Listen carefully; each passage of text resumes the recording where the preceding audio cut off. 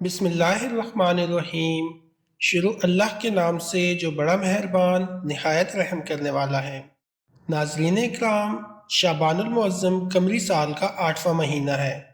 اس ماہ مقدس کے فضائل پیغمبر اسلام صلی اللہ علیہ وآلہ وسلم نے بڑے دل نشین انداز میں بیان فرمائے۔ چنانچہ ایک مقام پر بیان فرمایا، شعبان میرا مہینہ ہے۔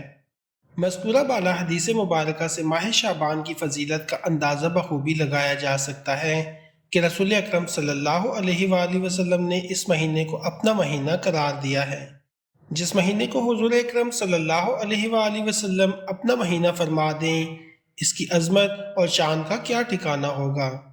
اسی طرح ایک اور مقام پر فرمایا کہ شعبان میرا مہینہ ہے اور رمضان اللہ کا مہینہ ہے۔ حضرت ذوالنون مصری رحمۃ اللہ علیہ نے ایک جگہ لکھا ہے کہ رجب بیج بونے کا مہینہ ہے، شعبان آبیاری، جبکہ رمضان اس کا پھل کھانے کا مہینہ ہے۔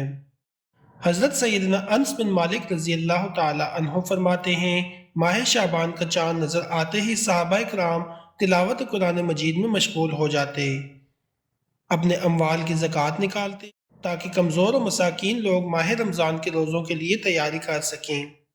حکام قیدیوں کو طلب کر کے جس پر حد سزا قائم کرنا ہوتی اس پر حد قائم کرتے، بقیہ کو آزاد کر دیتے، اور تاجر اپنے قرض ادا کرتے، دوسروں سے اپنے قرض وصول کر لیتے، اور رمضان شریف کا چاند نظر آتے ہی غسل کر کے بعض حضرات اعتکاف میں بیٹھ جاتے۔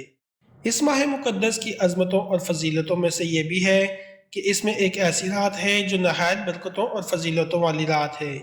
یہ رات شعبان المعظم کی 15ویں رات ہے۔ اس رات کو نصف شعبان کی رات بھی کہا جاتا ہے۔ شعبان کی 15ویں شب شب بارات کہلاتی ہے، یعنی وہ رات جس میں مخلوق کو گناہوں سے بری کر دیا جاتا ہے۔ تقریباً 10 صحابہ کرام سے اس رات کے متعلق احادیث منقول ہیں۔ حضرت عائشہ صدیقہ رضی اللہ تعالی عنہا فرماتی ہیں کہ شعبان کی 15ویں شب کو میں نے نبی اکرم صلی اللہ علیہ وآلہ وسلم کو اپنی آرام گاہ پر موجود نہ پایا تو تلاش میں نکلی، دیکھا کہ آپ جنت البقیع کے قبرستان میں ہیں۔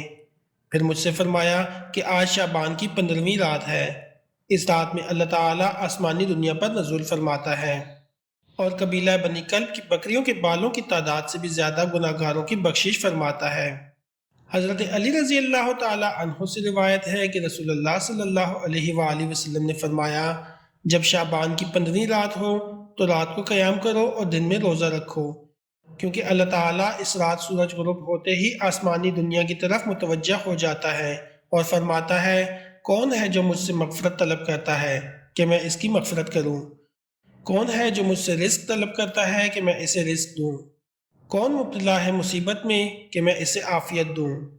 اسی طرح صبح تک ارشاد ہوتا رہتا ہے۔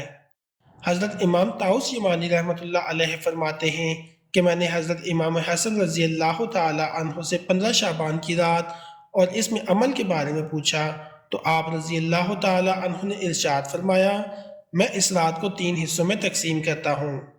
ایک حصے میں اپنے نانا جان پر یعنی حضور اکرم صلی اللہ علیہ وآلہ وسلم پر درود شریف پڑھتا ہوں۔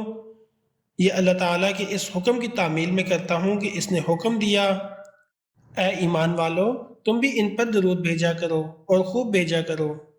رات کے دوسرے حصے میں میں اللہ تعالیٰ سے استغفار کرتا ہوں، اللہ تعالیٰ کے اس حکم پر عمل کرتے ہوئے کہ اس نے حکم فرمایا، اور نہ ہی اللہ ایسی حالت میں ان پر عذاب فرمانے والا ہے کہ وہ اس سے مغفرت طلب کر رہے ہوں۔